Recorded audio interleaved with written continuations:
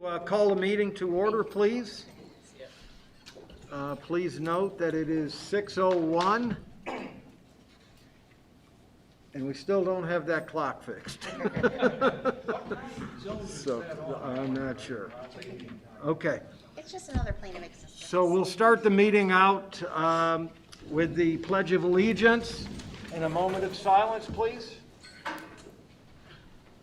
pledge allegiance to the flag of the United States of America and to the republic for which it stands, one nation, under God, indivisible, with liberty and justice for all.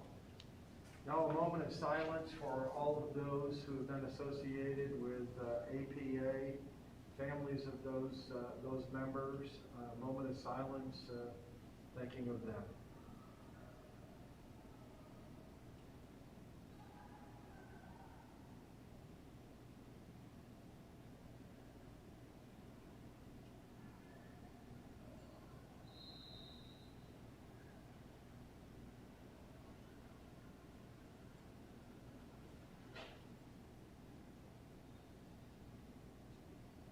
Okay, we'll call the meeting to order.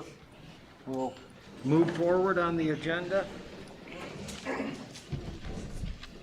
That moment of silence is about 20 seconds, and it seems like forever, but those of us that are focused on what we're really thinking about probably goes pretty quickly. And okay, so I'd like to introduce a few people tonight, or have them introduce themselves. We do have some guests in the house.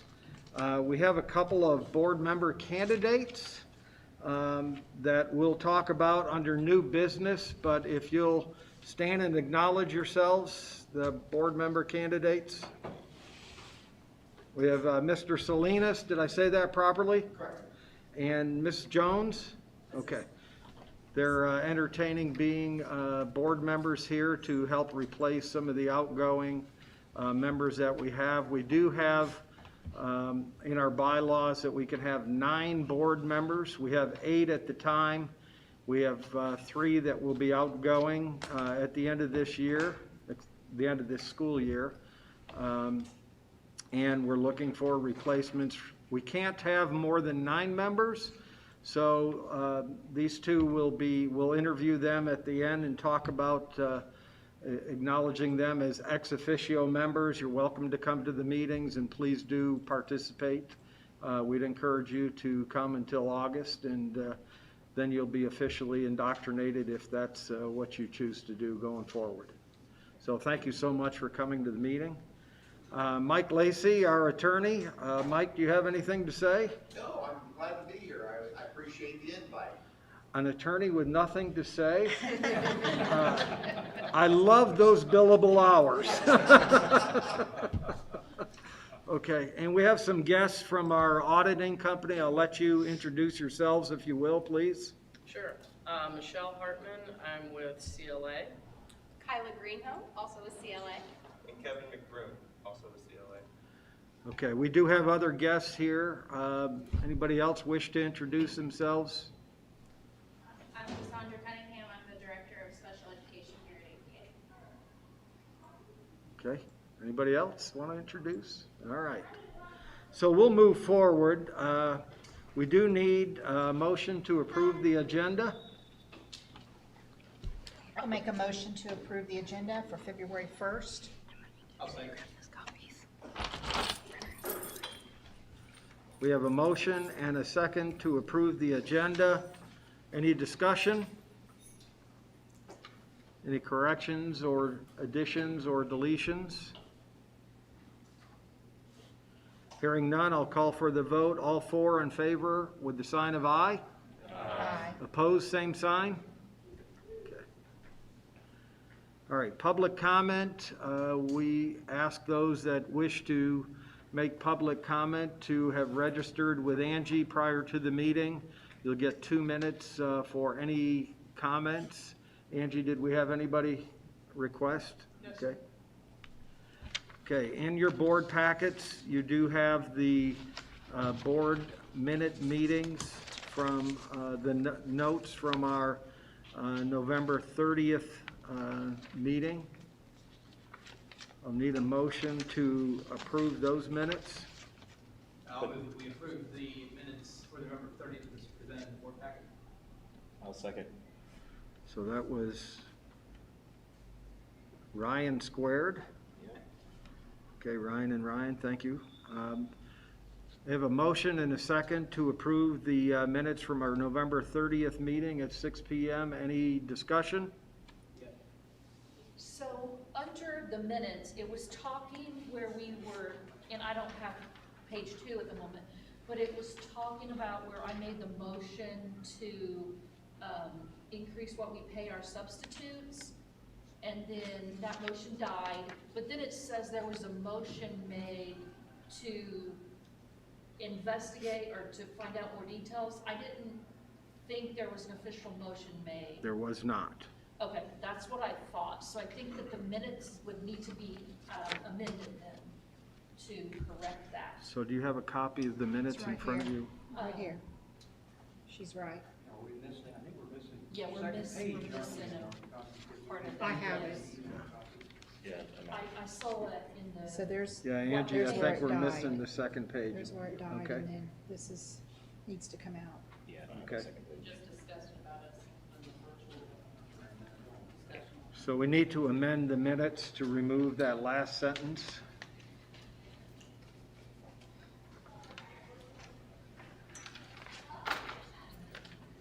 Page 2, number E, you got it? Okay. Yes, that's C. it. Yes. Yeah, it's E, and then I was gonna give her C. See. Any other discussion? Yeah, there's one other change.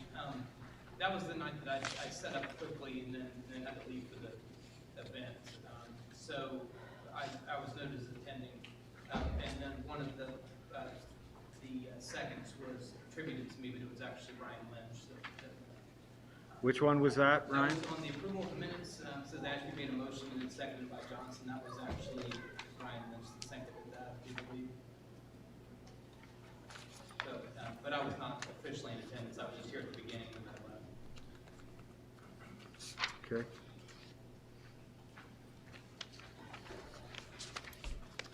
Duly noted. And Ryan, you do get credit for being in attendance as long as you're here to start. Oh. So you're okay. That doesn't mean everybody can leave as soon as we start the meeting. But as long as we have a quorum, yeah, we're good, so. Any other discussion? Okay, with those changes, I have a motion on the floor with changes, all approving the minutes with the sign of aye. Aye. Opposed, same sign? Okay. Thank you.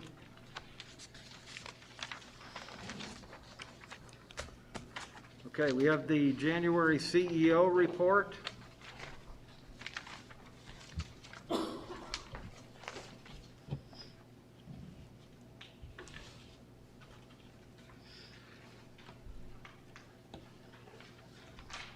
I am prepared, after having had time to read it earlier, that we approve our January CEO report as presented to us. Second? So I have a motion and a second to approve the January CEO report as written. Any discussion?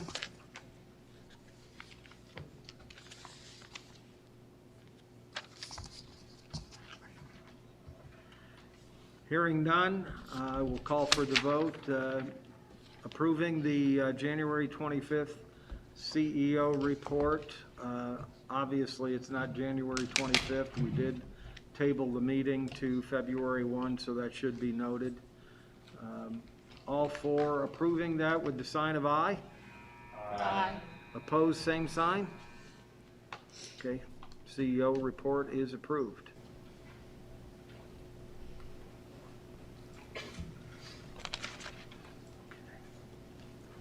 Old business, November 2021 and December 2021 financials. Okay, I think that is my cue.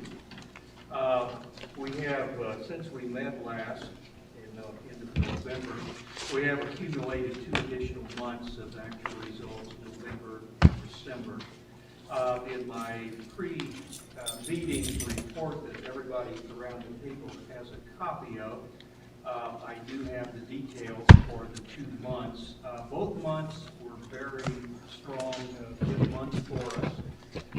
Net cash income for the month of November was $126,539. December's was even better at $238,196.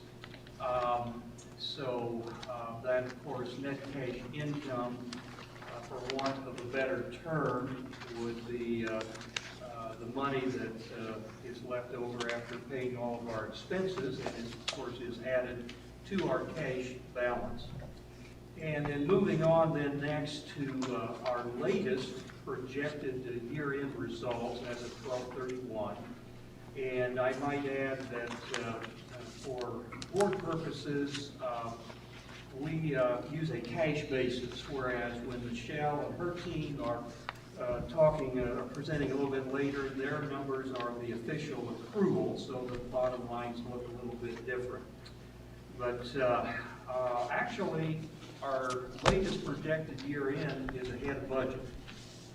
Back in May, we thought that we could achieve $51,190, and our current projection is $85,737, which would be an ending cash balance of $1,759,465. And of course, as always, we have half the year remaining, so we still hope we're going to try to exceed those results, certainly, and we may well do that. We do always, though, want to at least break even. That is something that the board is very insistent upon, because anything other than that we have found is not sustainable. Now, again, all of you having received my little pre-market review know what questions I had. Let me sort of set the stage here, and then I'll be turning it over to Beth and Andrea, and whoever can answer our questions, I guess, we'll turn it over to them. At our last board meeting, we showed a projected year-end result of a very robust $536,356, which would put us over $2.2 million. There was a few questions that lingered from that meeting. I had a feeling that balloon might not stay floating too long, and it didn't. So there is a drop of about $450,000 from our prior projections to this one. So obviously everybody is eager to find out, why the downgrade. I threw out a few suggestions here, and I would say roughly about half of that came from a downgrade in our 2 key revenue accounts, E-rate and then the state summer school support. Now, based on the footnotes and what comments there were, it appears like we think we may not receive any additional funds for the rest of the year. So we'll see. I guess we'll find out more here in a minute. Then on the expense part of it, I would say roughly the other half, the downgrades seem to be coming from an increase in what I call instructional expenses, compensation, and also some G&A. And a little bit, our supplies are up a little bit, about $49,000, but that's not unusual at all, I don't think. I threw out a few possible reasons, which may or may not be on the mark. Certainly, we do remember that the board approved an appreciation award for all of our, I think we have 109 employees of 750, so that'd be about $82,000. So we know that that's going to be in our year-end projections, if not now, eventually. And I was a little puzzled. I noticed we had more of that salary stipend than usual, so they need a little, I'm not sure what that represents exactly. And I think we now have 3 counselors instead of 2. We had two real good ones, so we said, let's just hire both of them, giving us 3. That's probably in there. And I think we have discovered that we had a line item for subs, but I don't think all of our sub expenditures, so I don't know, that one, given the times, is probably clear through the roof. So I guess my uneducated guess was that it probably is a combination of those. And then lastly, I call it the case of the vanishing building improvements. It reminded me of the old black and white Harry Mason TV series, you know, the case of something or other. Michelle, a little bit of accounting humor there. I might appreciate that. I don't think anybody else would, but anyhow. I don't know, that building improvements line, I think maybe we're canceling, I don't know, you guys. Well, the problem was, that's where the ESSER money's going in and out of. Yeah. Because that's where it was budgeted. Well, I'm gonna stop, that's all I had, so I'm gonna turn it over to you guys, and if you can clear up anything for us. Well, a lot of the things you were saying is correct. So one of the things at 6 months, we always go through and we balance out the averages. So we look at the averages of what's happened. We do it each month, but we do it very closely at 6 months. So we balance that out. So that caused some increase as far as that. Okay. You were correct as far as paying the winter bonuses. That was $80,000. The E-rate, we normally won't get closer till towards the end of the year, so that will be there. One of the But things. we may not get it. No, we'll be close. getting it, and there's still another, because this is a special year because of the ARP money, we qualified for another $188,000 in reimbursement. That's not included. Yeah, because we still show that, if you look, that's on the cash flow, it's showing us flat, so we didn't take that down any. Oh, okay. So that's to state that, so that, we anticipate still receiving that. The basic grant, by the fact that it's still up because your ADM was higher. Right. But there was still like, I think, 8 that went down from what we had, and then there was a little bit of an adjustment that they had made down. So that was a little bit of a downturn there from those, not a lot, but it was 8 students. So that was part as far as the revenue side going down just a little bit as far as that. We And also then, have- He pointed out the summer school too. yeah, and that too, yeah, the summer school, you were correct on the summer school. Yeah. As far as that, like I said, some of the balancing.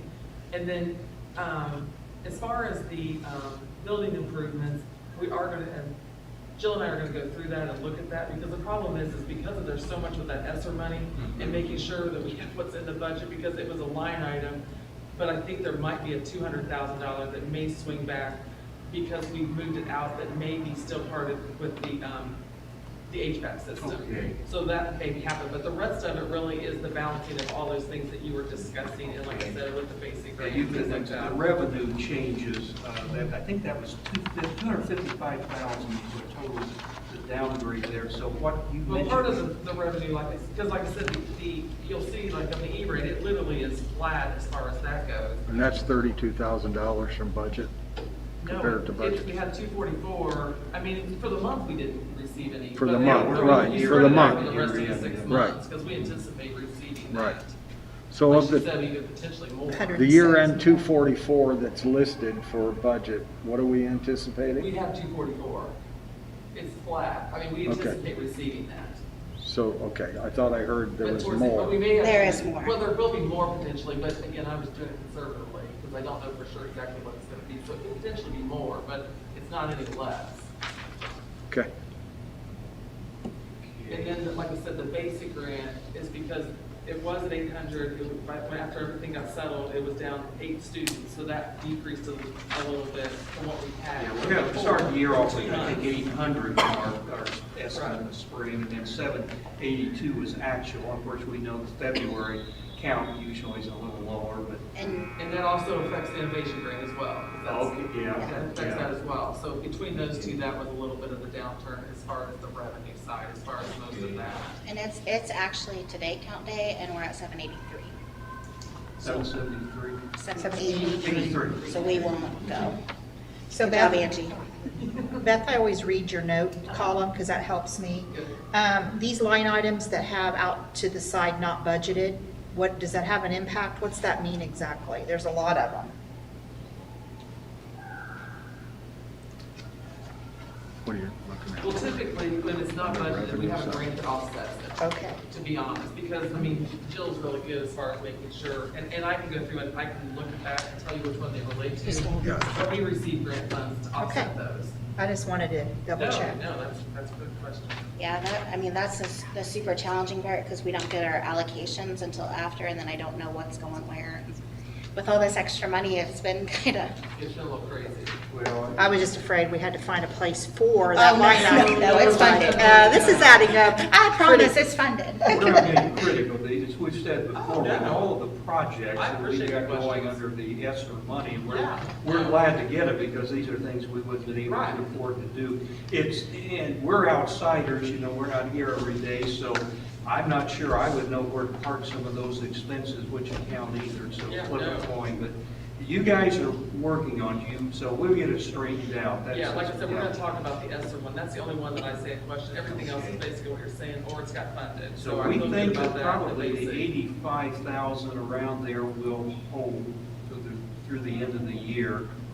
Oh, Maybe yeah, that and I think will- it'll honestly be more. It usually is. I mean, every year, Yeah. honestly, you guys always end up with higher than We that. do. You really do. So, that's good, so. What is this, I know, Mike, you asked, I think last meeting, and I forget the answer, what is a salary stipend? How's that defined? The stipends, those are generally, excuse me, generally from grant funds. So they are duties that people do outside of their contracted position or outside of their contracted time. So we have teachers who are tutoring after school hours, or we have teachers that are doing learning support for APA online at night. We have teachers who are lead teachers, so that's not rolled into their salary because it's not guaranteed money, because if the next year they were no longer in that position, then you would have to reduce their salary, and then it gets a little touchy. Okay. Well, you know, teacher association, teacher appreciation. Yeah, we have our teacher appreciation, which is the tag, which those are stipends too, the winter bonus we Okay, give. so that's why we picked up a few extra stipends. Right, and then yeah. we had our ESSER bonuses, we've got our coaching stipends, we have our summer school pay that we do, those are all coded as stipends as well. We have like custodial when they work games, because our custodial are all day employees, because we contract out at night. If they come and do game cleanup, they get a stipend for that, and so there's a lot of it. I think summer school also got put into that. We also gave summer PD. When they came for those 3 days, they got the $1,500, so that's in that stipend thing.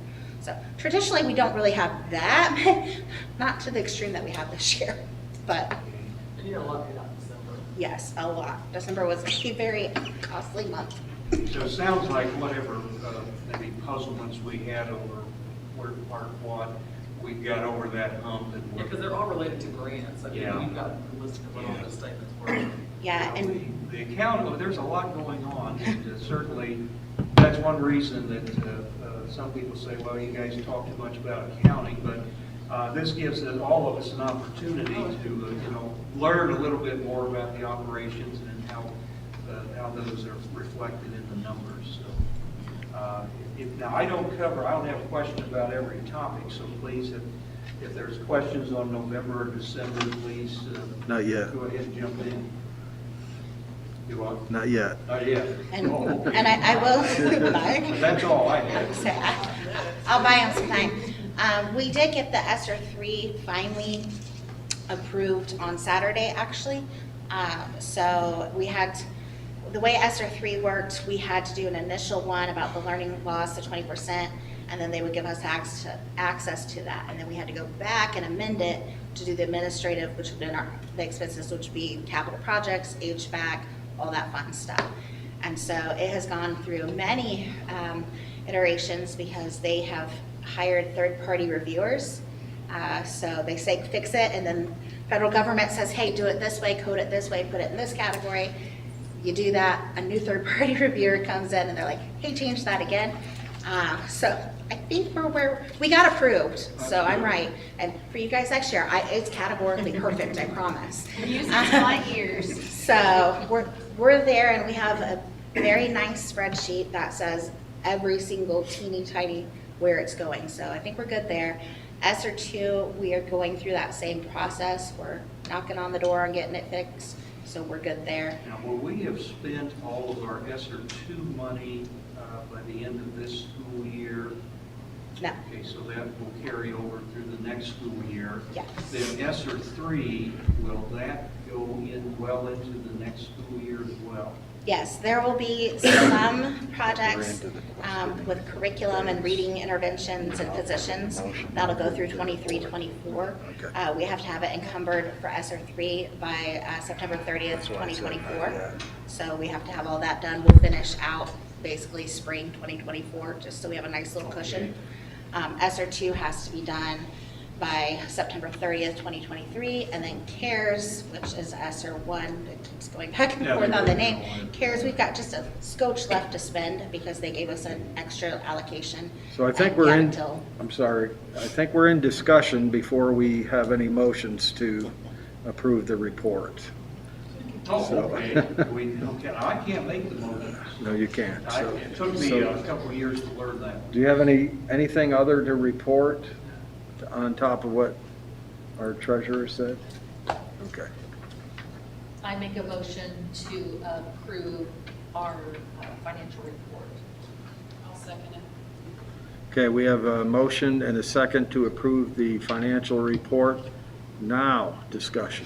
Oh, I have nothing else to say. I just have one other question, line item 250, that was a trip for the ROTC that was approved, right? It What'd was you the say, one to Ryan? I'm DC. The J ROTC, Washington DC trip, Line item 250. 251, 250, ECA travel. 250, line item 250. DCA trap. It says Yeah. Washington DC trip. That is part of Washington DC, yes. Yeah, And that'll be reimbursed by the Air Force. okay, okay. And they have another one coming up this spring where they go to Wright Pat, and so there will be another expense, but then Air Force will eventually reimburse that as well. Okay, thank you. Any further discussion?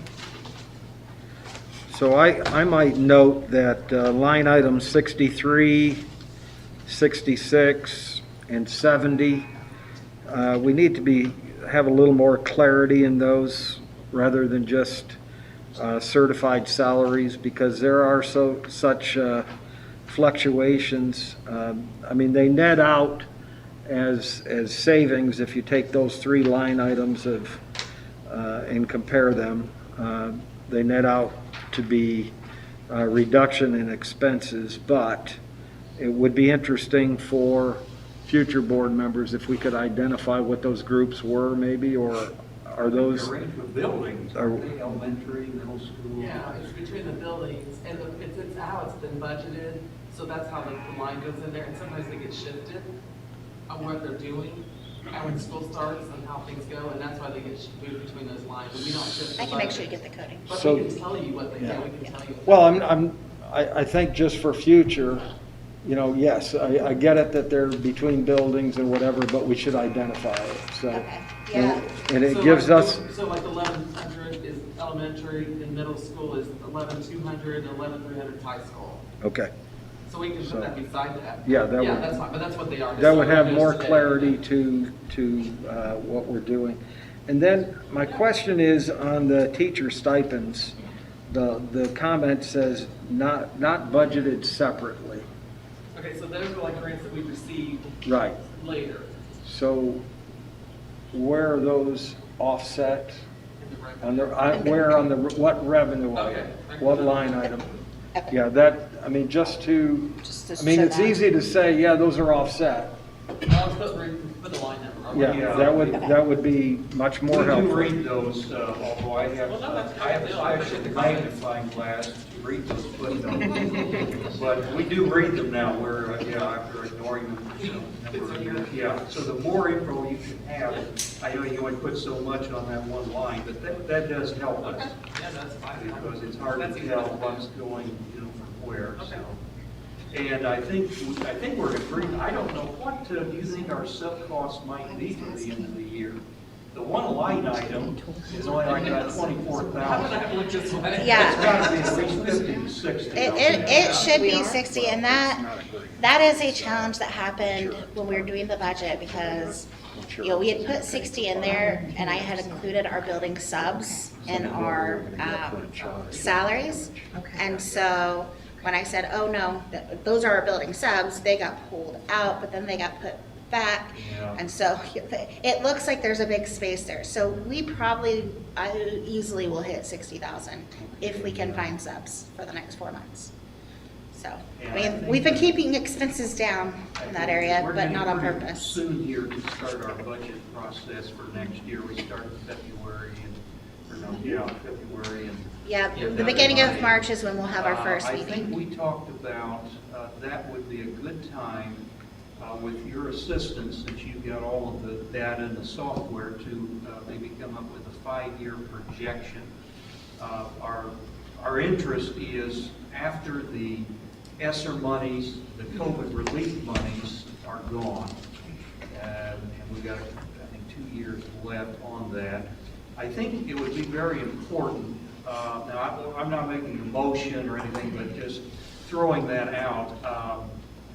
We feel that we need to have an idea of what is and isn't sustainable when we don't have that grant money coming in. Because I think you told me the last meeting, I think whether there's 6 or 7 teachers that were mostly getting paid out of ESSER money, or I was wrong on that. Well, anyhow, are you still in agreement that that might be a good time for us to try Yeah, to do something I mean, like that? we can work on that. Yeah, 'cause we've never really had one of those, I don't think, for long. We can do it. Yeah. Because actually my template sets for 5. We just have to put some parameters in there, so we can do that. Okay, well, I'm subject to, we don't know what the cost is here, I mean, it's gonna be $1 million. Well, it's not, 'cause like I said, I've already got the I may template back set for off it. of that. It's only $500,000, it's fine. Yeah, okay. Discount rate. That ought to eat up the rest of our cash on I'm joking. So our line item 95, the special ed services, I see in November there was only an expense of $500, and then December 23. So we've only budgeted like 12,000. If I do the balancing act, it seems to wash. But if I look at what we've spent in that area, we spent about $70,000 through the first, well, more than that, 95 through the first 6 months. That comes to, if you double that, that comes to almost 200,000. I see we're only projecting 176, but that's a far cry from the $113,000 that we budgeted. So I'm not sure what these lines mean with the Ascension St. Vincent. So with that, one, we've had increased special ed funding. We also have something called the excess cost grant, because we have a student who requires services from the Anderson Center, and we are required to pay for it. And so that's what some of that variance is, because when you look in that, the notes on it, it says Ascension St. Ascension, Vincent. right. That's what all that is. So those are again, that's another one where we've got incremental expenses and we've got something to offset it. We should identify where that's coming from. Okay. So that we're not just saying, oh, that's offset by something else. Yeah, and you also, you will see, and Cassie's here, so I'll let her brag on herself in a little bit, but I included in my CEO report that we did get a $48,000 grant for special ed with the American Rescue Act, and then we also are getting a smaller one that was about $3,600 as well, so there's going to be another $51,000 in expenses, but it's offset by the income from the grant. So we're getting grants coming in faster than I can Well, keep that's up. great. I mean, that is great. And we as a board would like to be more involved with those grants. And I think even out of our review, we should be more involved on the sign off of some of those things. And we'll talk about that. And just so you know that you will see additional monies come through in February for special ed, but because it put the numbers within December, so So we don't see that, so we can't project that because we don't know what that number's gonna be, so that will offset some of these. Some of that, expenses. okay. I appreciate you always being conservative in your estimates. Yeah, well, I mean, I don't want to put money in there that I don't know for sure. Sure, So- yeah, sure. So I do know that there's going to be coming more in. So And we don't we'll want have you that to too, put so just money let in. you know. Jill, this meter issue at 22nd Street, I had started that to talk to you about it, because where are you gonna fix that, put that at? Yeah, to be determined. So, That's ridiculous. Okay, we tried to fight City Hall, did not win. my final question, is where everybody cheers. Line item number 143, help me understand what's going on with that 403B. I mean,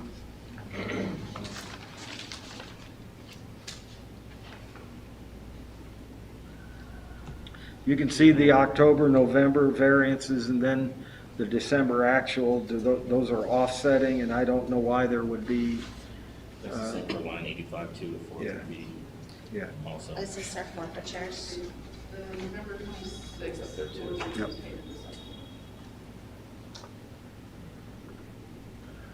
I'm sorry, I didn't, One of the November, the last November payroll, the 403B was paid in December. So that went up.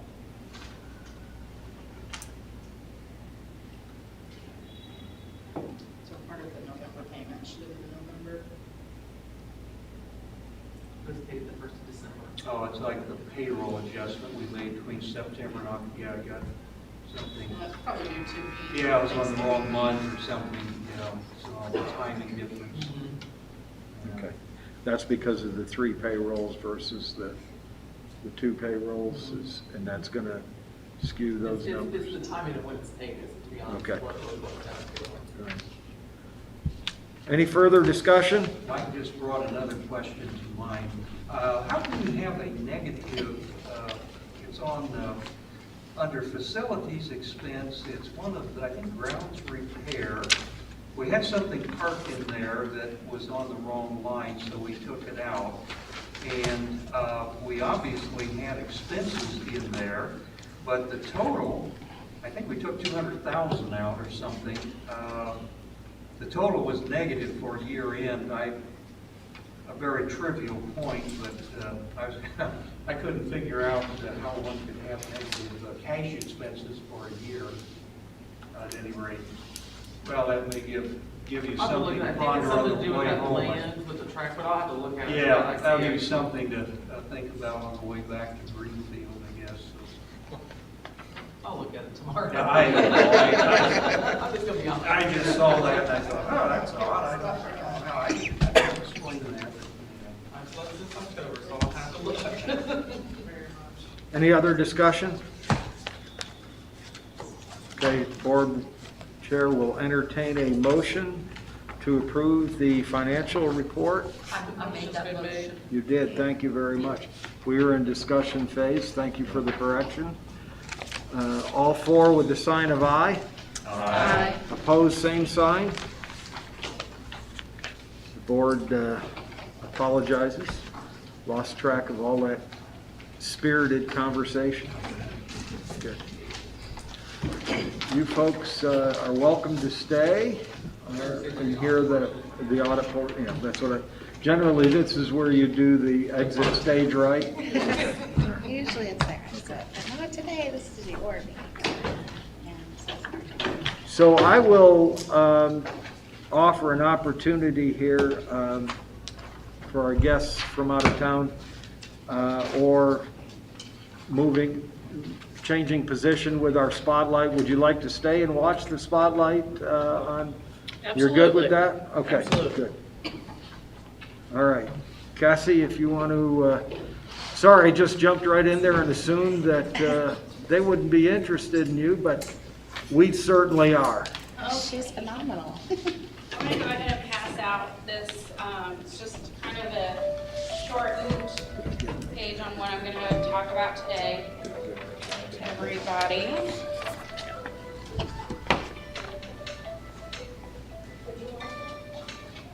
Like, we want to know about the school. I need 25 copies. Here, give me the rest of those for you there. Okay. Let's see here, she's gonna get you. Thank you very much. Thank you. We have enough, thankfully. Thank you. Let's see.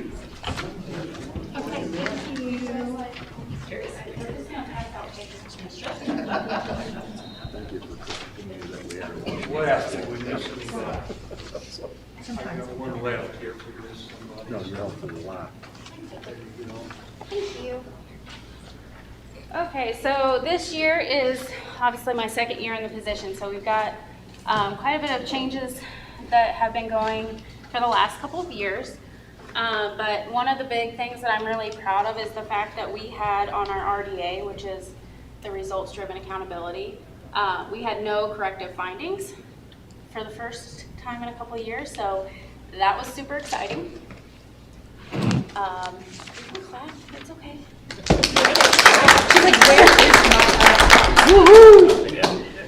my, So that was one of the big wins this year. Like, next year is our federal pool where we'll go over the transitions again and look over our goal statements and everything, but we were really excited whenever we got that rating this year. And then one of the other big things that I was able to accomplish this year, the ARP 611 and 619 grant that Jill was talking about, we got around $51,000 to use for our special education department, and part of that was used to actually fund a multi-day conference in Florida. I went. I was not invited. We learned a lot, I promise. We learned a bunch. We were able to go to a lot of professional developments. 3 of us went and we picked the ones that really worked for us. One of the main ones that I wanted to go to was about our special education staff burnout rate, and just in general trying to handle the emotional toll that COVID has had on our students and everything. And right now we are doing the virtual convention, and we'll have access to those all the way through July 29th. So that was a great opportunity for us, and I'm also using those to train the people who weren't able to go. So I'm letting them kind of watch some of the videos, giving them some outside training as well. Did you bring them some sunshine too and some seashells? I don't know, I came back and it was snowing, so I'm not, I mean, it warmed up a little. It's warm today, but I don't think it's gonna last very long. We don't talk about Bruno on that one. Okay. My last big piece that I'm going to talk about is the 5-year strategic plan. This is just a very short look at what I am trying to put in place to make sure that we have consistent procedures, guidelines, and everything for anything that you can imagine special education, okay? And plans for the future to make sure that we are covering all the needs of our students. So I have 6 main priorities that I'm focusing on. And you can take a look through there. Obviously, identifying, evaluating, and making sure student placement is one of the most important because of child find. Okay, so we are focusing on that and making sure that those procedures and guidelines are clear amongst not only special education staff, but general education as well. Okay, and I have a really nice, pretty version of this on Google Docs. So if you would like to have a copy of that, please just let me know, and I will be happy to share that with you. I've got a whole plan of what's in progress. It's color-coded. Like I said, very pretty. Color-coded. I have a lot of greens right now, which is ongoing. And then I'm working towards the end of the first year of the 5-year strategic plan. So I'm hoping to have a few blues in there coming towards the end of the school year. Okay.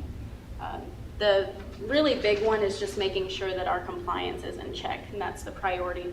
Compliance for me on just checking with our special education staff, making sure the services are being provided correctly, making sure that our IEPs are to par. We're changing some of our present level statements in our IEPs to match what the DOE wants. So the big pieces are going to be done by me, but this is going to be a group effort because honestly, I'm one person, I can't do everything, and we need a group to be able to make sure that the whole school is being compliant. So that's it. So I see under 4, family and student engagement. So did you engage family and students? Students might have been a little difficult, but in building this strategic plan? Not a lot of stakeholders were involved in that part. That specific priority is trying to build the family engagement back into the IEP process. So trying to get the parents more involved in all steps of it and increasing the engagement with students in the IEP meetings and everything along those lines. So we haven't gotten to that portion yet, but that will be included in the future. Okay, good. Any other questions? Now, I believe that in the past, we have had maybe 25-26% of our average total student body has some kind of special ed need. Is that correct figure for right now, would you say? We are at a total of 173 students out of the 783. Joe, what's that percentage? Pretty close to 25%. 22.1. That's 22.1%. Oh, okay. We went down. Yeah, so what do you see that trend doing? Have you got a feel for that? That's probably going to stay pretty high, isn't it? Yes. Yeah, we are still seeing a lot of decreases, and especially because of the COVID learning loss. But, and that's part of the 5-year strategic plan is increasing and closing that learning gap and making sure that the learning loss is because of COVID or because of learning disabilities, vice versa. So we are seeing a major increase in not only requests, but we're watching the data of all the students very closely, and there are a lot of students that we are looking at this moment. And it appears that there are a lot of developmental delays that are happening Yes. because during those really the formative years over the last 3 years, right? Those little kiddos have not been able to go into pre-K or into some of those places, or it's been so disrupted, they've lost a lot of that social development, which is part of that language acquisition and all of those really fun things. So there probably will be a significant impact. Yeah, and that's where we're seeing a lot of it is at the K through 3 level, right around there. So.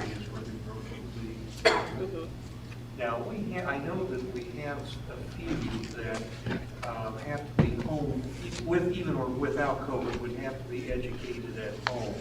Around roughly how many people are in that category? We only have, I believe, 3 students that are in a separate or homeschooled or in the home setting, or in 52 where they are not in the gen ed setting basically at all.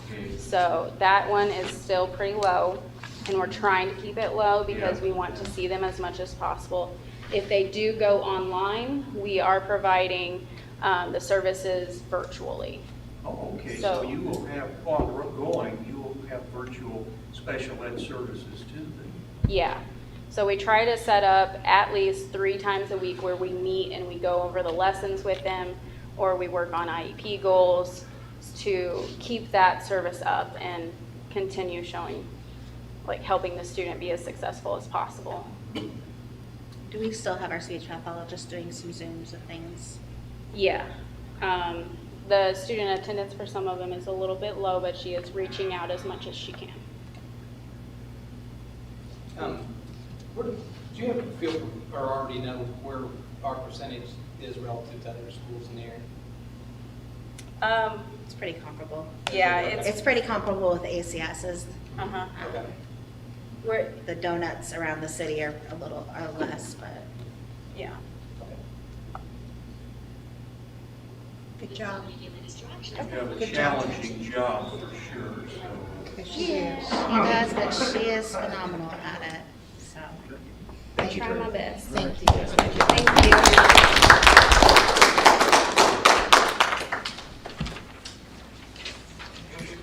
you. Thank you. Okay. So this is what we all paid the price of admission for. Michelle, with CLA, I'll let you go forward with your 2020 and 2021 financial audit recap. We've all received the packages of information. Some of us went and did it and didn't get the fancy book, but thank you for the. You have one now. We do, that's right, Yeah. thank you. So, no, thank you, and thank you all for inviting us to join your meeting this evening. I feel like we've gotten seen some good reporting on the present and the future, and now I'm gonna be kind of like the ghost of Christmas past. I'm gonna take y'all all the way back to June 30th of 2021 here, so if you could just look at the bound one first, that is the financial statement and supplementary information for the years ended June 30th, 20 and 21. And if you go to page 1, that's labeled the Independent Auditor's Report. That is an unmodified report, which is the highest level of assurance we can give in an audit. I will tell you, this is the last time you will see it in this format. The audit standards changed effective December 15th, 2021, and the report will look a lot different when we present it to you next year. It will say a lot the same stuff. They just want to say it in a different way. And the first thing you'll notice is in this report, our unmodified opinion is on page 2. When we present this report for June 30th of 2022, that will be the very first paragraph, is what is our opinion on the financial statements. And then there will be greater clarity around management's responsibilities and the auditor's responsibilities. So we'll review that with you all next year, but just to give you a little preview of something that will happen this year. As we look, I'm going to flip on to page 3. As we look at your statements of financial position, there's a lot of stability here, which is something that we really want to see, particularly with the charter schools. We don't see it in all of the charter schools that we work with. So you all are to be commended for the fact that you do have great stability in your balance sheet. Honestly, the biggest changes that we see are probably related to the PPP funding that you had in 2020 that was then forgiven in 2021. And then also, as you've been discussing, you've received a lot of COVID relief funding through the ESSER funding. So, still maintaining a healthy cash balance and things of that nature. And of course, all of that led to, on page 4, a really positive year in terms of changes in net assets. Roughly $1 million of that is related to your PPP forgiveness that was achieved in 2021. But even irrespective of that, if you take out that roughly $1 million, you still had a really positive year in 2021. I'll pause there. Any questions so far?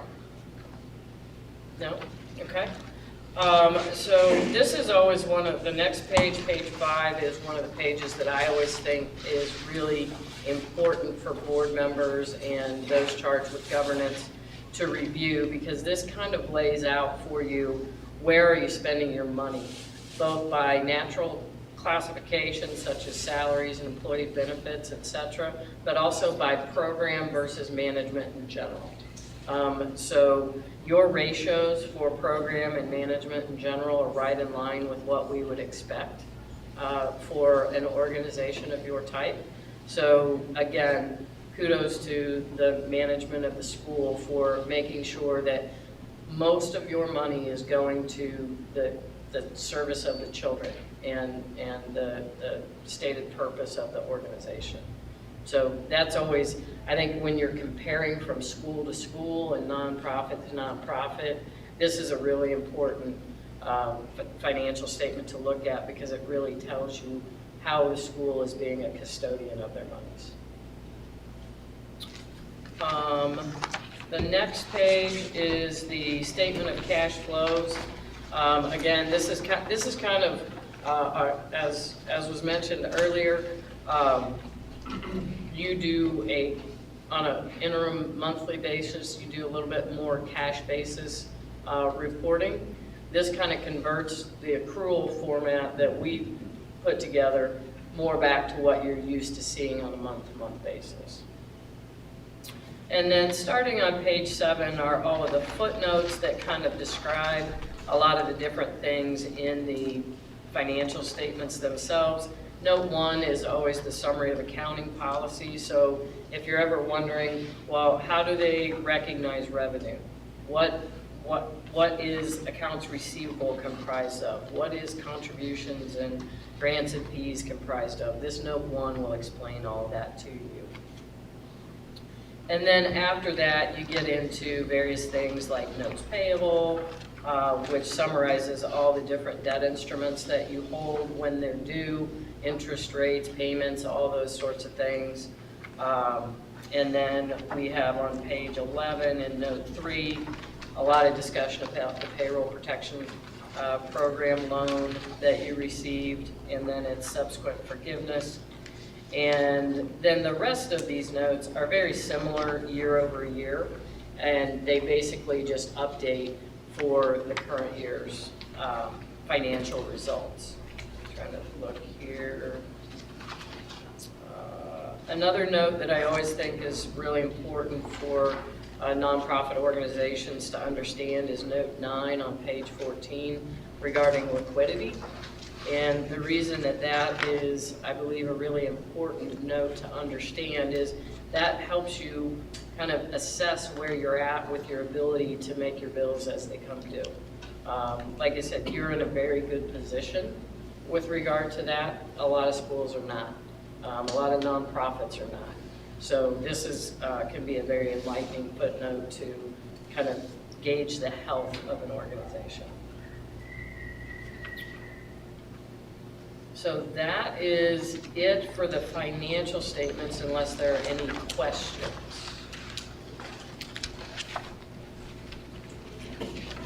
No? So essentially, outside of the $1 million that you were talking about, we had a gain of 400,000 ballpark. Yep. Which is excluded from, which is really a great, you know, Yeah, it's a great very number to positive look at. number. Yeah. For sure.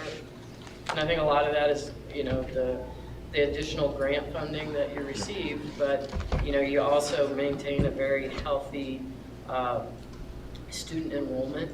I know a lot of the charter schools have struggled with student enrollment. You guys have maintained yours, and it's very strong. So obviously a very important member of the community around here as you sustain that.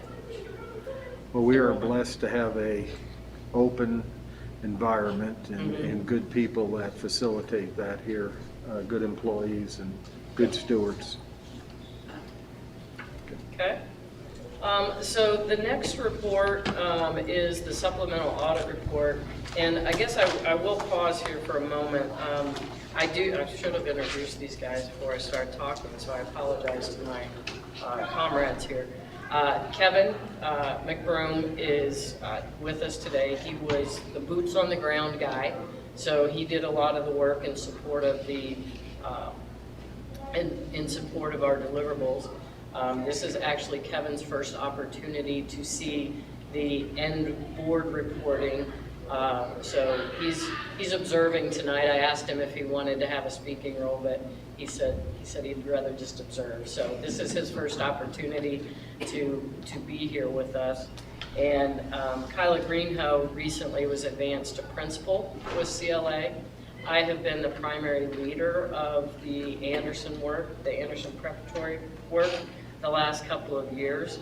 As Kyla moves into this principal role, I will be turning over, over the course of this next year, the leadership of the responsibilities for your work to Kyla. So I wanted to bring her and introduce her to you all so that she can become more familiar with you. You'll know who she is. In the meantime, as we transition during this year, certainly reach out to me if there are any questions. We work hand in hand, literally. I sit here facing this way, there's a wall behind me, and she's on the other side. So we work pretty closely together. So we work very much as a team. But with that, I will have her review the supplemental audit report, maybe give a little background on some of the work that we do here.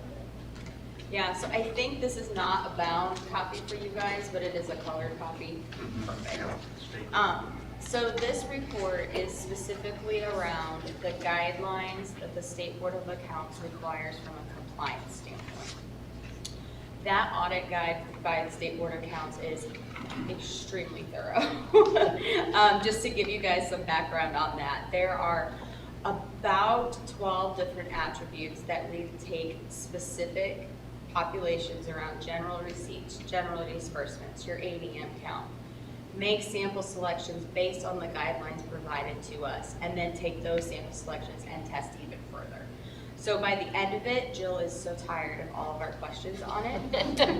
Of course not. It's okay, Jill, you can say you're tired of us. I have an honor code around here. Maybe a little.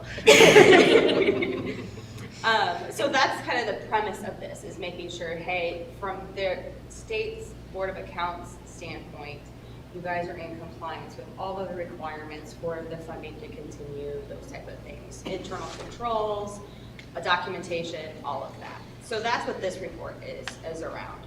So if you go to page 2 here, you'll see another independent auditor's report. And this is summarizing, hey, we've done the test work based on the audit guidelines provided by the State Board of Accounts. And then we have additional items where we say, hey, we looked at things, there's a few things that didn't quite meet those standards, and we're going to address those in the audit comments on the next page. You'll see page 3 here is very short. That is extremely good for you guys. When you have a very short report of an audit recommendation or an ARC comment, as the State Board of Accounts calls it, it tells you that, hey, you had a very clean compliance review here. And what we did have here was around the average daily maintenance, or your ADM count, which has really taken front and center over the past 2 years from the State Board of Accounts, given the environment and some things that have happened at other schools in the past and those type of things. So we did a sample of 60 students for enrollment. And of the 60 students, there were 17 that, based on the policy of the school, didn't have one of the required doc forms. The State Board of Accounts has been very specific and said, hey, you test to the school's policy. So that's what we tested to. If even one form is missing, it counts in here. They want to see everything. So while 17 out of 60 seems really high, I'll tell you, we have some schools that we're testing 180, and there's 100 of them that have inconsistency. So definitely room for improvement, but easy to correct. It's not something that is very pervasive, things like that. And a lot of times, you're at the mercy of the parents. You can ask and ask and ask, and we've gone over with the school, like, just document your attempts, document whatever outreach you have, and that can really help provide some clarity around these type of comments. So good news, nothing around general disbursements, general receipts, anything around that. So that's very good to hear too, is that cash coming in and cash going out, great solid controls, fully documented, in compliance with all of those requirements there. And then formally, we do have a school response. So on page 5, Jill provided the formal school response for corrections going forward. And then we will look at this for your fiscal 22 audit and take that into consideration, and should see improvement there. Okay. All right, right, we have two more to go through real quick, and then I have one kind of informational thing that I would really like to share with the board before we close out. So the one that I'm looking at now says, kind of looks like this. It's long form. It says significant audit findings right here. This is what we call our report to governance, and it kind of takes everything related to the audit and puts it in one package for you. So kind of talks about, were any new accounting policies adopted during the year? The answer to that is no. So, but this is our report to you officially to let you know. Accounting estimates, which accounting estimates in the financial statement are considered more significant in terms of their judgment. So we've listed here the estimate of depreciation. The reason that this is typically included as a more significant adjustment is A, it's significant in terms of dollars, and B, depending on staying on top of useful lives and potential impairment is always important when you have property and equipment. And then the estimate of functional allocation expense is always something you primarily directly code expenses to management and general versus program expenses.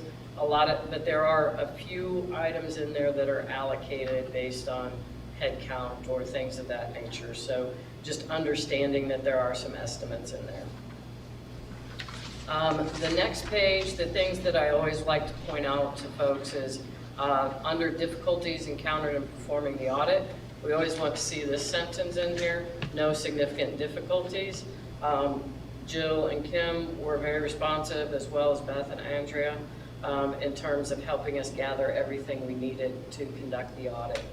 The other two, the next two, uncorrected misstatements and corrected misstatements, we didn't have any uncorrected misstatements. Those would be things that are maybe a little more judgmental in our findings that maybe management didn't want to record. We didn't have anything like that.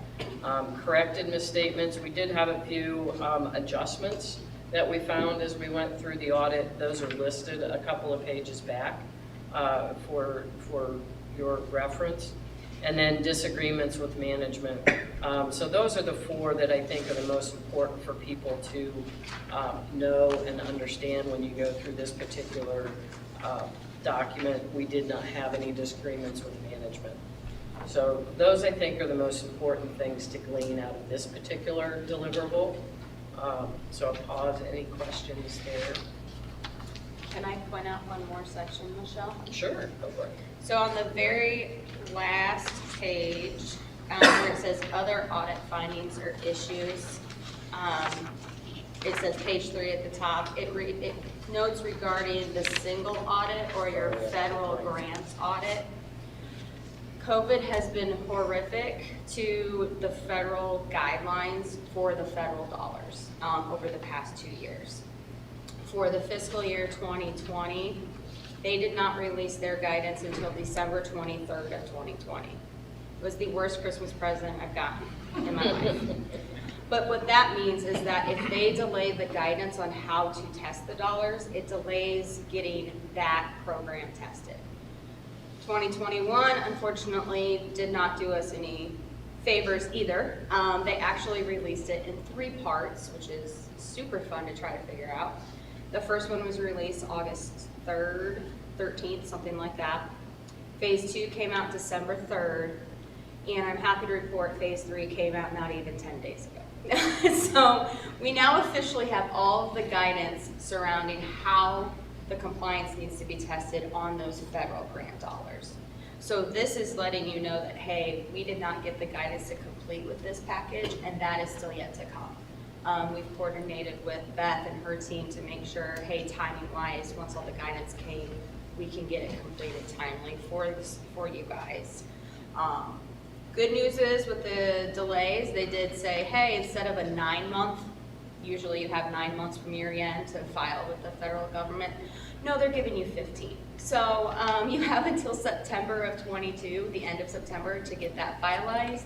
We will not be waiting that long. We'll definitely work well in advance of that. But wanted to bring that to your attention as well. Thanks, Michelle. Absolutely, thanks for pointing that out. All right, so the last one is what we call the management internal controls letter. So you will notice on page 1, there are 2 items listed there related to significant adjustments that were made. One was related to some expenses that should have been, they were recorded as expenses, but under accrual accounting, they needed to be picked up as prepaid expenses, so that it was cash paid, but the actual expense related to it wasn't incurred until 22, so you pick that up as an asset. And then the other item was some board designated net assets. I think this was primarily related to the track. The way you do that is you actually take it through revenue first, and then it lands in net assets. So those were a couple of adjustments we had to make. I don't consider these huge issues. They're more accrual related issues, so I don't consider them to be that big of a deal. And we've talked to Andrea about them, and I think she's going to take a different review on some expenses and things like that to try to catch some of that on a go-forward basis. Then on page 2 are some more things that are just like things to keep in mind and potential improvements to make to your internal control systems. The first one, I think you mentioned it earlier, in terms of final grant reimbursement requests, and right now they're prepared by Jill, and we're just recommending that there be some sort of review process of those prior to their submission, or somehow incorporated into the process. The second item is the school hadn't, and I think this is really related to COVID, completed the physical inventory of its capital assets for 2 years. The State Board of Accounts does require that every 2 years there's 100% count of your physical assets. The State Board understands that during COVID that has been very difficult over the last 2 years, so they did not want that to be a finding for schools this year, but they did want us to include it in this letter to make awareness that as soon as you can get people back in the schools and present, that you get that done. A couple of other minor items. There were a few credit card receipts missing. Again, I mean, credit card receipts, how often do we get them on a little thing like this? Those are hard to keep track of. We talked about that. Actually, that's in there twice. We did that twice. And then the last one is related to our preparation of the financial statements. It is imperative that we remain independent. So when we prepare financial statements on the behalf of another organization, we always put this in this letter, just as a reminder that at the end of the day, management accepts responsibility for all the information included in the financial statements as presented, and that our responsibility is to audit them. We include it as an other matter, just as a point of communication more than anything else. So any questions on any of those? I mean, this is mostly where you look at your operations and you say, is there an opportunity here for us to make a tweak to the way we are doing our accounting and maybe make an improvement, but none of that I consider to be a significant issue. Michelle, did you get that debt service ratio number? I did, yeah. I have it written down right here. Yeah, so Jill let me know that one of the things that you all are always interested in is your debt service coverage ratio.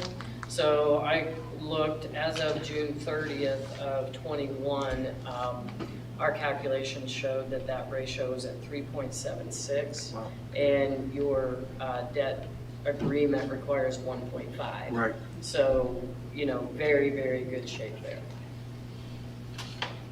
Thank you for looking at that. Yeah. Did you say 1.5 or 1.25? We're 1.25. Yeah, that's what I was saying. Yeah, our Oh, ending, that was the old agreement, yeah. Yeah. Yeah. Yeah, I was looking at the old They agreement. started up high and Yeah, then worked their way down. they've been working it Yeah, down, a little yeah, bit more. absolutely. I think we started at 1.75. 1.75, yeah. And Yep. 1.5 and then, 1.25. So the, when we first started dealing with First Financial, they felt that there was a lot of political risk with charters. Mhm. So they said, that 1.75, everybody thinks is pretty darn high. Right. So, Yeah. well, that's good though. Sometimes we've missed it in years past, but Mhm. we've been doing pretty well. Yeah, very good this year. So we're glad you're keeping, or looked at that Yeah. for us, because we tried to forecast that Mhm. for you, much like you heard us do on our projected year-end results. Right. But that's a little tough because that uses accrual results, and those are very tough, I think, to forecast out. Yeah, It's a lot absolutely. easier on cash basis, so, Yeah, absolutely. And then if the board could indulge me for just another moment, I'd like to talk to you all a little bit about cybersecurity. And I have recently, part of the reason I'm transitioning my relationship with some of the charter schools to Kyla is during this time of year, I work mostly with global companies. And recently, one of my global clients was attacked and hit by ransomware. And it took their entire worldwide network down.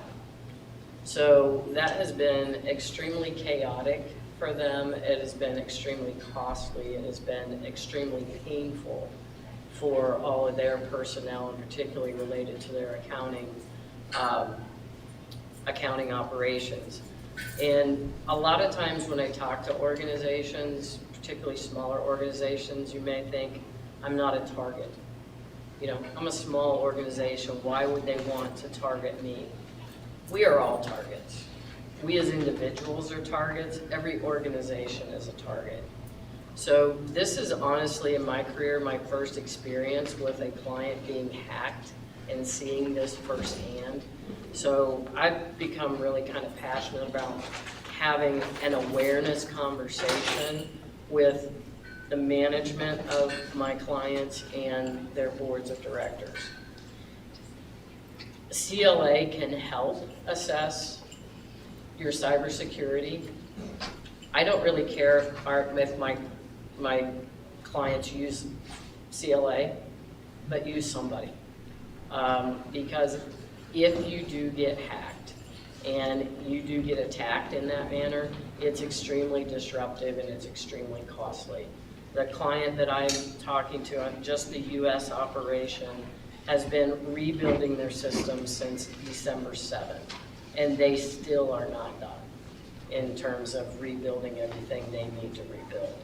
So ensure that you have proper cybersecurity in place, cybersecurity insurance. If your IT service provider doesn't have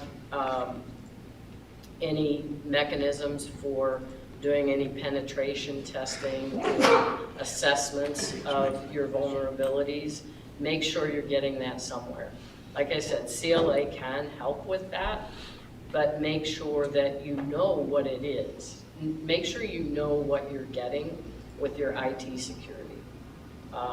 Because I just don't want to see other clients of ours go through what I'm witnessing with this particular Did client. you have a chance to see what our IT capabilities were and were not?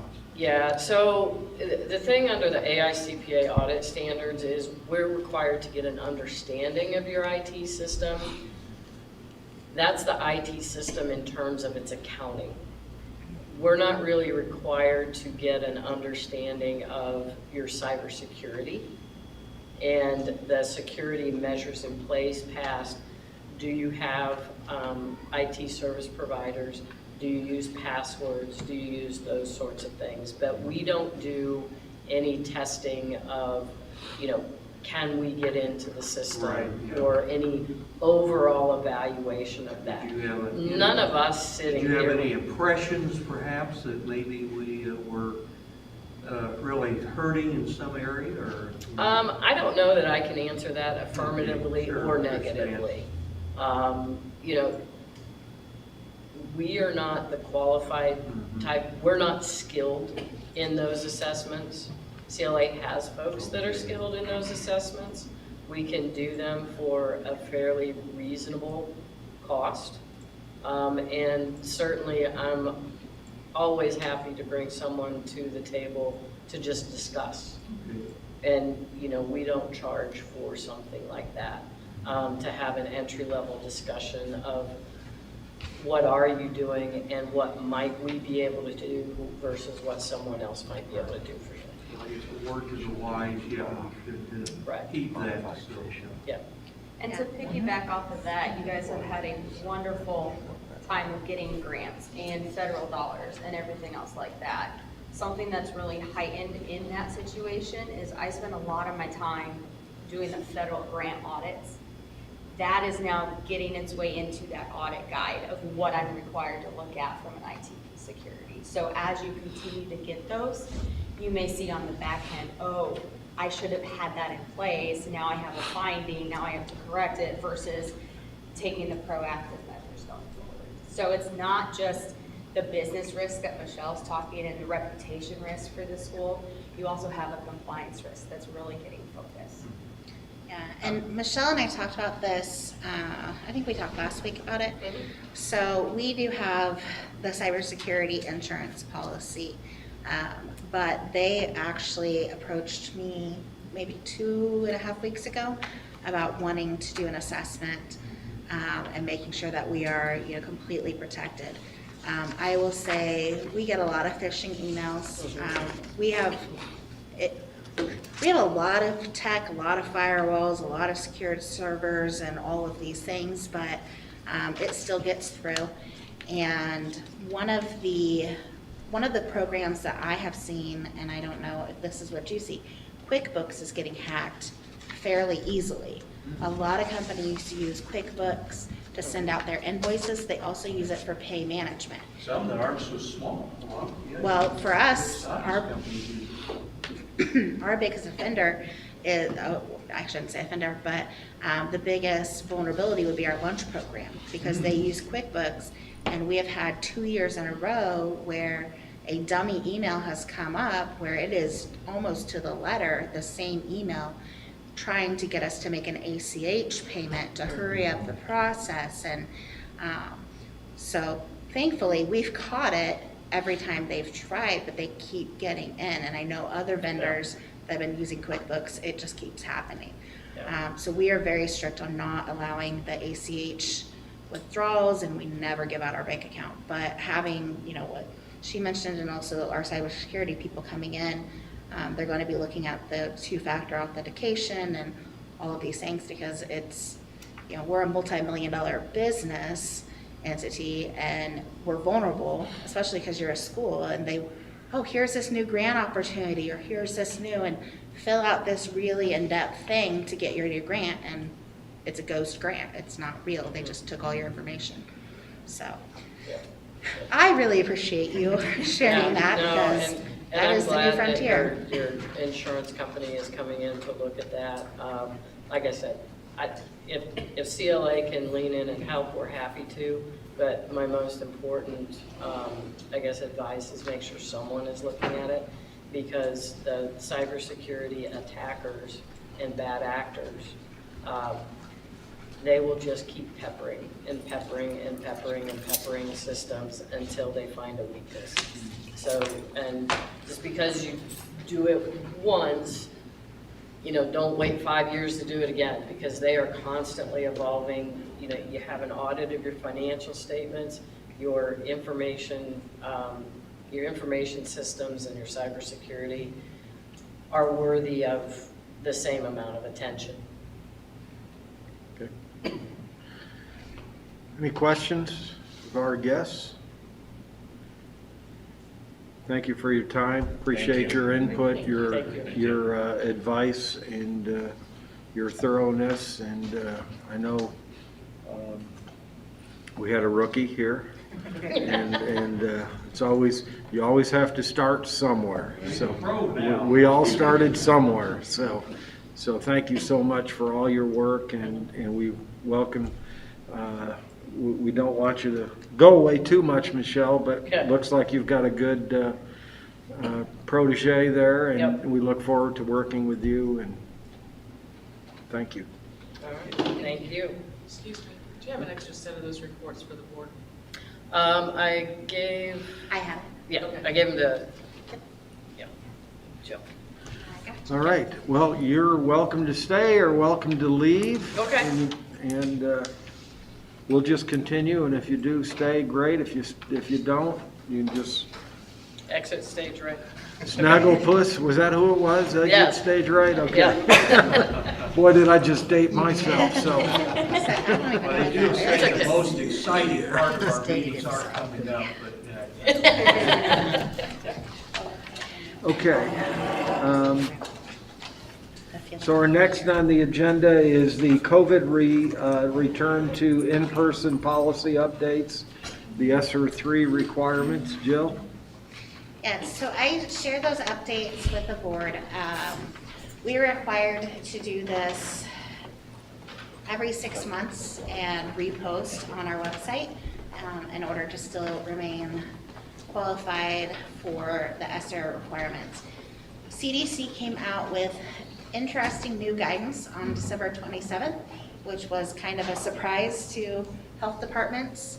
That changed our quarantine periods, changed definitions of vaccinated versus up to date, and there were a lot of different variations on that. The health department was supposed to, the state health department, not Madison County, was going to provide updated documents for us to use with our families and those resources.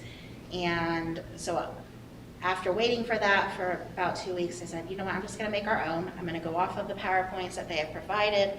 I'm going to get it going, because the instructions that came from the state health department changed 10 times between December 27th and January 27th. And so what you have in front of you are the guidelines that we are currently following. As far as, you know, masking goes, our policy is, it's a mandate if you're in orange or red. That has not changed, so I didn't change any of those pieces on it. But basically our quarantine periods, it has shortened them to agree with the CDC. One of the things that the health department mentioned last week was about contact tracing, and maybe not, we're working within the next few months where you don't have to fully do contact tracing, or to the extent that we have been for the last 2 years. One of those areas they included was with lunch, and the kids are there without their mask, and so we're kind of just sticking where we are for the safety of our kids and our staff and the patterns that we have seen here locally. So if they're within 6 feet of each other and they're at that congregate setting, or they're in that lunch period where they are not masked, we are notifying families and letting them know your kid has been exposed, potentially been exposed. If we have something that happens in gym class or a larger classroom setting, then that class is being sent a letter home to say there is a possible exposure, please monitor your kids. And so that's just the updated guidance. I put a quarantine calendar on there so families can understand day 0 versus the 5 days, because that's been a point of contention, just because, you know, ever-changing guidance has just been a little confusing, so. So that 5 days is with reduced symptoms. Yes. Improving symptoms. With improving symptoms, you have to be fever-free for 24 hours without the use of fever-reducing medication and all of that fun stuff. Most of our students or staff members that have been positive are not ready to come back after day 5. And they have been good at staying home a couple extra days and then coming back. Okay. For students, just out of curiosity, is that, being vaccinated, is that recorded or is it just an honor system? So if they said they are vaccinated, we do have to have proof. And that's, because we are authorized with CHIRP and those other areas, if there were to be a question on that, we are within, questioning. We're not keeping a big database on it or, going around to every kid saying, are you? It's only if they've been identified and their parent discloses that they have been. And then we just get the verification. Same thing where the health department said that we could start doing at-home tests and then taking a picture of it and having them send it to us, and that didn't seem like a very secure measure. So we're still going off the test that we get from health department. Okay. I do feel I need to put a caveat on that identification with that information as well, is not being shared with outside of nursing staff and my principals and myself. So You're following HIPAA guidelines. we are following HIP on that. I thought the way I was going, better clarify in case questioned. Okay. So. Okay. And that was informational. We don't need to vote on that. That's background check policy. Yes.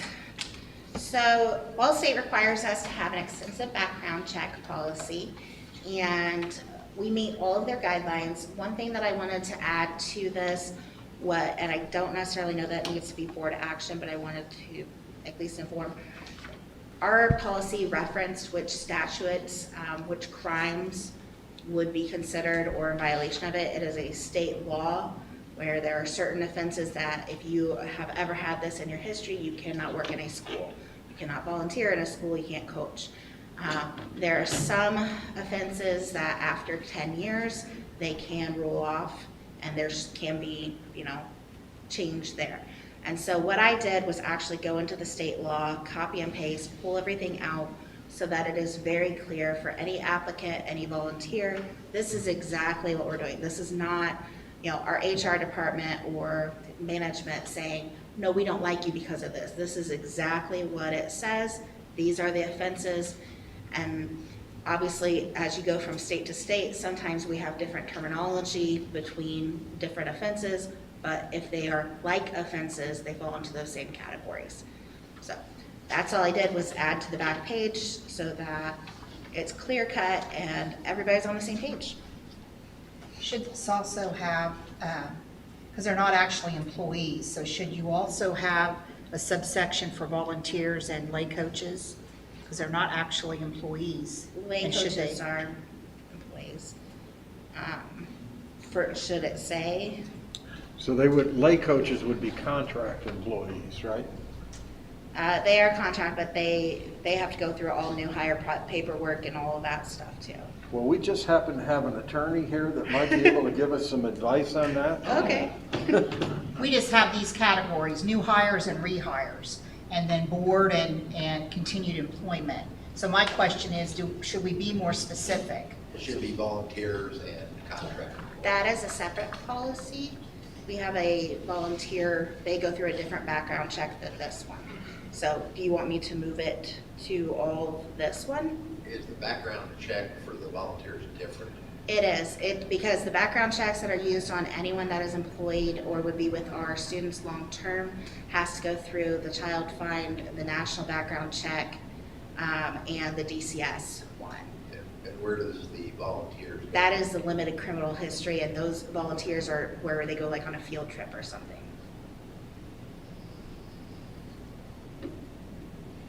I personally feel like that's probably not enough. Okay. Yeah, what about substitute teachers? What do they fall in? Yeah, where do substitutes fall They in? said they come They from have to Monday. have the full background checks, all that. Yeah, they're all hired. Okay. Anybody that we pay, they Yeah. have to go, with us, they have to go through the DCS and the national background Well, check. I think we should add volunteers in. So is your recommendation to go to the higher extent of, $53 a check. this protecting our kids? It makes sense because they're gonna be with them, even if it's just a day field trip, they're with our kids the whole day. Sorry, we can't, Even if it's a day field trip, they're with our kids all day. Right. I think they need to. right. Go through that. So I need a motion to accept the guidance with the amendments as recommended by our council. I'll put a motion to accept the guidance with the amended clearance with our council. Second. Okay, I have a motion and a second. Any further discussion? Hearing none, all four with the sign of aye. Aye. Opposed, same sign. Okay, Jill, you got your marching orders. Okay, so we have the blessing of two potential board member candidates. We do have the resumes. I think you've been, those have been sent to you. Thank you very much.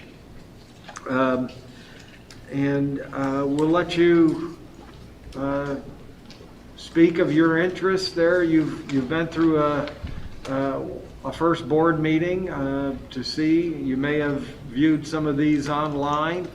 At this point, as I mentioned earlier, we will have 3 board positions open in August. Is that correct? In August. So we only.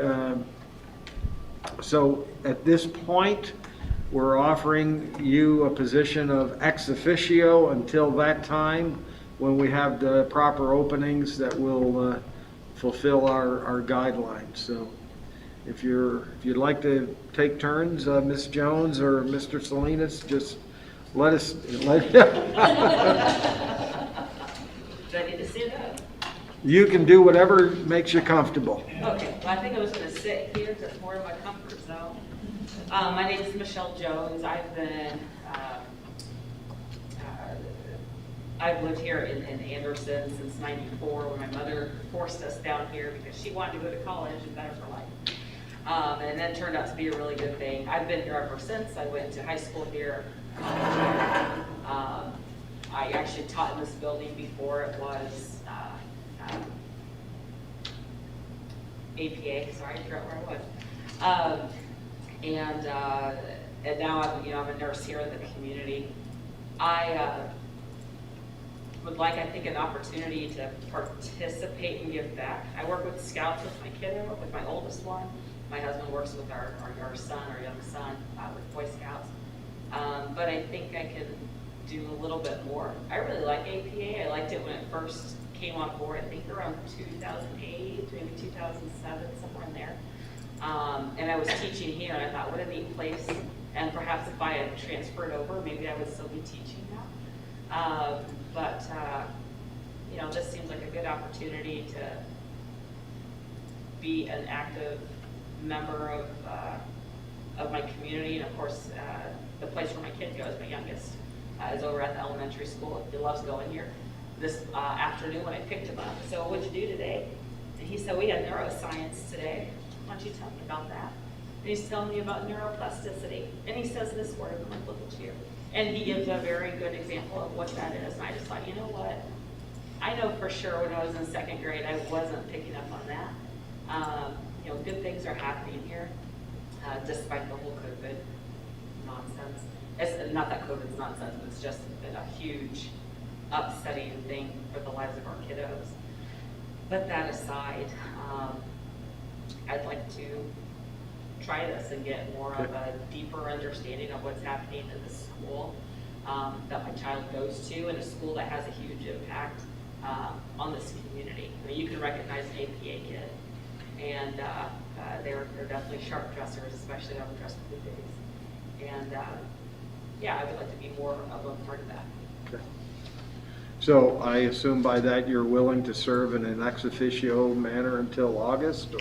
You got it. I have every Tuesday off See, now. what would be the definition of an ex officio They would be a non-voting board member. Yeah. I assumed that it was come to meetings, listen, learn, and start picking Sure. up on. We'll give you the board packets. Just can't vote, yeah, that's what I thought it was. We may give you some committee assignments. Sure. I'm open to that. I'm not so sure about the money stuff. There's a lot of math and money that seems to happen here. But I'm sure I can figure it out anyway. That may be why I've been board treasurer for 12 years. Every time we have an election, I keep hoping somebody will run against me, but I can't get anybody to do it, so don't worry about that. Or worry about it after August, I guess. And I'll be gone, so you won't have to have the hard questions. So. Thank you. Mr. Salinas? We got all that. Let's go, what do you have? As you all know, my name is George Salinas. You saw that in the email that went out with my information. I'm very unique in the sense that most people have a military career first, and then they go into teaching, or they have a secondary career. And why do I say that? I joined the military at 35 years old. I was an educator for over 15 years. I taught at AU for 6.5 as an associate director. I taught anywhere from educational psych to interview techniques and tactics. I've actually been in the school and helped your seniors do resume writing. So I've been in the school in and out for about 5 years now. I don't miss teaching, but I miss seeing the difference that we make in the kids, like physically see them grow. I told myself I would never go back to teaching because I wanted to have a bigger influence. And all the red tape, whether it's in the military, whether it's in schools, the red tape exists everywhere. So I'm the son of migrant workers, and Alexandria actually has the highest migrant population in the whole state. And so what I'm seeing, I live off the historic ACU, but I'm seeing, I'm not from Indiana, I call myself a Hoosier implant. I've been here since about 2002. We were talking about I would both at some point ended up here, just never left. I've lived in Anderson, I would say about 10 years now. I was living in downtown Indianapolis for about a year while I was teaching, and I was spending way too much in gas. And why not? If I was teaching at AU, why not immerse myself in the community that I was teaching in? Unfortunately, AU, I love AU, but in the 6.5 years I was there, I only had 2 kids from Anderson actually in my department. That's not why I became an educator. So doing this job with the Army National Guard, I'm actually able to help the youth of Madison County in any way possible, whether it's keeping them out of trouble, you know, the resources that people such as yourselves have the opportunity to change and make. It's a little bit about me. I'm an open book. Okay. I come from a big family. So after sitting through the board meeting, you still have an interest in serving? And I do. I checked out your webpage like any other, you know, prospective board member would do. I was looking for your mission statement. I'm interested to see where the board sees the future of ABA. Where do you want to be in 5 years with a bigger facility, things like that. But I think with time, we will understand that and how we can contribute. so we just had a board retreat on Saturday from 8 until about 3:15, Unfortunately, 3:30. we didn't go to Orlando, Florida. Yeah, we did. We're going next time. Yeah, so we headed out of our homes when it was 6 below Saturday morning to come and talk about APA, so in the future. So we have some specific goals that we need to work on going forward with regard to compliance and some other issues. Lori and I attempted, Lori's the vice president. We attempted to get together yesterday. I had to back out at the last minute because of my commitment at the office, but we're going to try and get together Friday. And we will have a follow-up session. I think, Lori, you did a great job coordinating and getting Mark to come here. Thank you, Lori. And I Thank you. appreciate It it. was very good, Yeah. too. And part of his commitment was to do some more board training and board education, to come back and have another session. In the summer, In the around my summer. pool, how's that sound? Oh, okay. I thought you didn't use that anymore. Oh, yeah. You got it back, okay. She's gonna have us clean it, so she Yeah. can't use it. I was saying that, I didn't catch that. That's why I was fixing for that. So we will have another meeting. We'll invite you to that. I don't know that we need to have a vote to have you as ex officio. Yeah, so we'll go with that until we hear differently. And we'll welcome you as ex officio members, and then we'll officially vote you in when we have the transition of, but we'll ask you to please be involved in all the activities that the board members are engaged in and help build our future, because you will be the future of the board. So I'll be sending you by email some documents to review and to look at, our bylaws, just some copies of Robert's Rules of Order, just some different things to help you. So watch for that, and then when you come back, if you've got questions for us, we can help answer those. And since we have actually 4 relatively new board members, I'd say within the last 3 years, I'm sending out a monthly pre-meeting financial report, which I think hopefully is helping everybody wade through all of the numbers, most of which we really don't need to look at usually anyhow. So don't worry too much about that. I think that after a few months of that you'll probably pick up the hang of it. So don't let the accounting spook you or anything like that. Understood. I made it through nursing school, I can do this. So, board members, if you will, please, send us your notes, send Lori and I your notes and your comments and your thoughts from the retreat that we had on Saturday. Any suggestions, any ideas, any questions, please send them to us. We'll discuss them Friday, get back to you folks, and kind of build a plan. Better yet, if you could complete that form that Mark sent us and email that to me or Mike before Friday, that would be awesome. And it asks for 3 things that you would like to work. Did you forward it to the board? No, I thought maybe you did, sorry. Hold on, you're gonna get this form. Don't blink, it'll be in your. Sorry, Jill. Yeah. I always I didn't assume see you did, anything. sorry. It's that, it's the top 3 things you would like to strategically work on. We saw the picture of it. Yeah, and it is in PDF. I was gonna try to convert it for you in Word, because he wasn't able to do that. But if you could maybe scribble on that and get it to us, we'll try to put together a strategic plan that represents everybody. If I can say real quick, Mr. Lyons, thank you for your service. Thank you for what you've done for the military as well, too. Thank you. Yes, thank you. I don't know what I was thinking, Joel, 35. Yeah. So we'll follow up with you folks on that. Also, at the board meeting, you were given a little critique sheet at the end of our meeting that gave you an opportunity to score our board meetings. So if you'll go back to your files and look at that and check that off and send it to me, please. I should have made copies to give to everybody, but it's there are, I think, 6 areas that it's a rating of our board meeting. It was in Saturday's PowerPoint. And it was to evaluate each meeting as a board and what you thought we could do. We did well, what could we do better? That's this continuous improvement process. Yep. Would you like me to start making a set for us to just do exit ticket on our way out? Yes, please. Yeah, exit tickets would be great. Yep, that'd be great. And, okay, so any further discussion?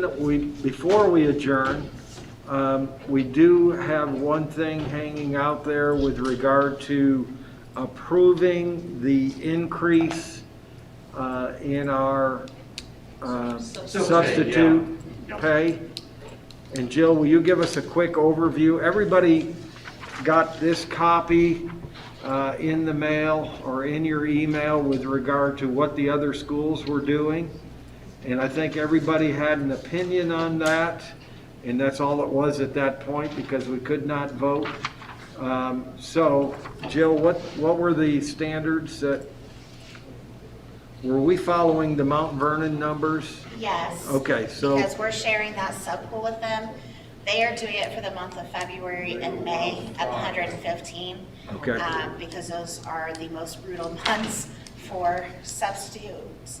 And so that is what we, are wanting to move to. Okay. Because by floating that number out there, we have received interest in people doing that. Okay. Those months that. No, I would like to do it for the remainder of the year while we're still at COVID. 115th, because I think they dropped it in the day after the busy They month. do, they do 115 in February, then 105 in March, Yeah. 105 in April, and then 115 in May. Well, if you're recommending 115 clear through the end of the year, which, yeah, I would, and I will not I'm release sure a the lot of this demand's not going information. to subside. I- so. I will speak in generalities, but I do anticipate we have a couple staff members that are going to have a lot of medical appointments for the next few months. So, I make a motion that we set the sub rate to $115 per day. I second. Okay, we have a motion and a second. Who got the second? It was tough.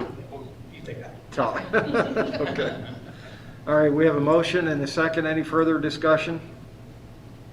All four with the sign of aye? Aye. Opposed, same sign? Okay.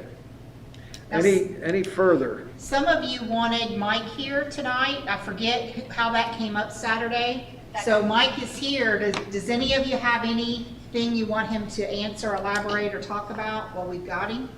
It was probably me, I just driven it, I just wanted to just introduce and just see it face to face and who our council representation is. I know I've been on the board for a while and also served as an educator too, so I've never actually personally met you or seen you, so I just wanted to see if you can come and just say hello, and if you had a few new words additional for the board members. I know some of us are some new board members here and may not be able to see or interact beforehand, so that's why I asked you to come, so No, thank you I tonight. appreciate that. Yeah. And I like to do this whenever possible. We try to keep it down to a dull roar as far as cost. That's why you don't see me that much. Okay.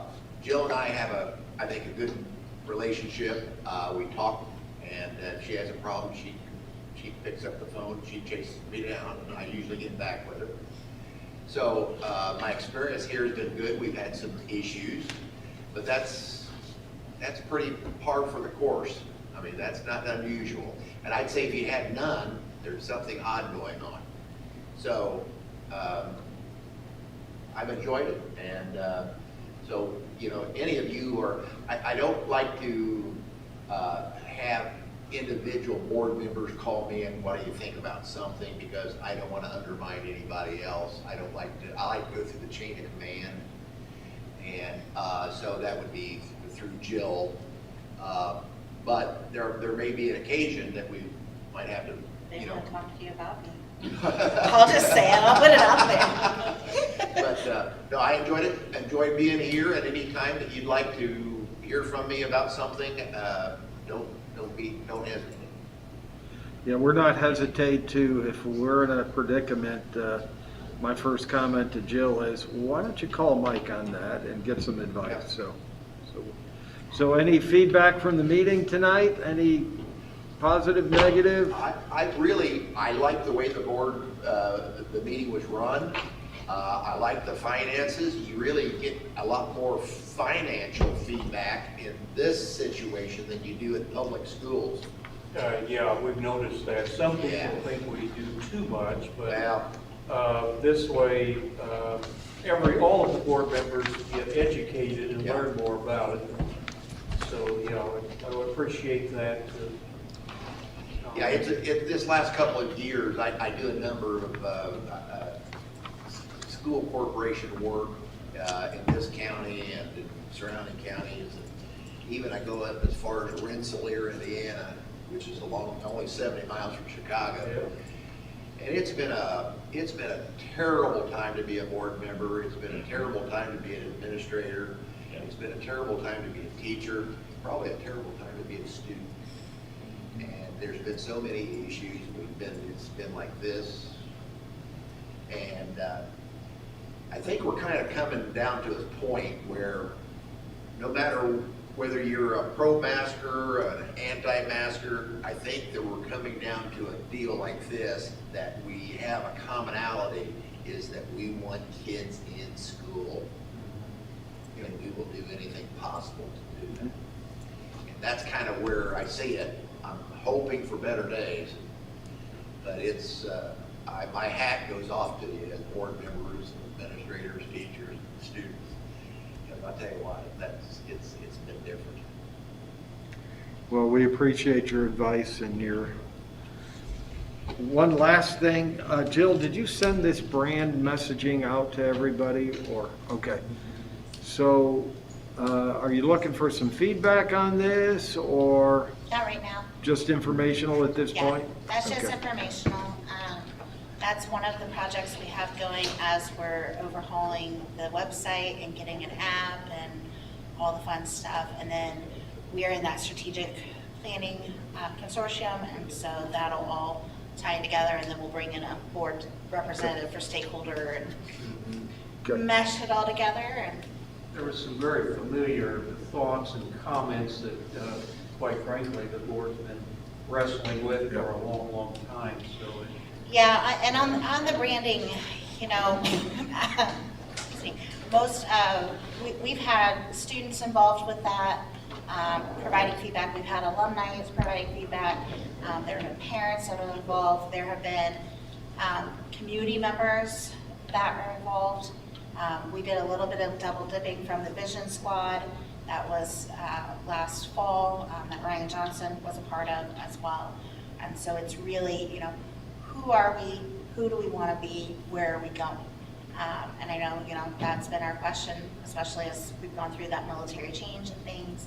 And so this is really, he captured us very well as far as this is kind of the heart of who we are. And anything that was in red is stuff that we need to research and kind of get out and all that. And then combine efforts and make a real big plan. Cool. And then execute. So if you'll send a copy of that, the overview, the critique of the board meeting out to everybody so they have it. It'll come from one central source. And then Get send that. it back to you. Yes. Now, can I make that a Google form? Yeah, that's That- fine. Okay. No, you want to send it to me. Oh, send it to you. Yeah. Okay. Yeah. Okay. Yeah, so, okay. Brian, do you know if there's something on Boardable that would do that? I think so. Okay. You can send it out to everyone through that way. And I don't use some new exotic Windows creation here that nobody, you know, some of us are like. Moving forward, Dave. I'll make a motion to adjourn. Seconds. Oh, good, no, after, We have a no motion, executive session. we have a motion to adjourn and a I'll second. You missed the second already. You're the third. Before that. All four, the sign of aye. Aye. Opposed, same sign. Did everybody Thank you. sign these before I give them to Jill or Angie? Yeah. Okay. Thanks again, Mike, for coming. Welcome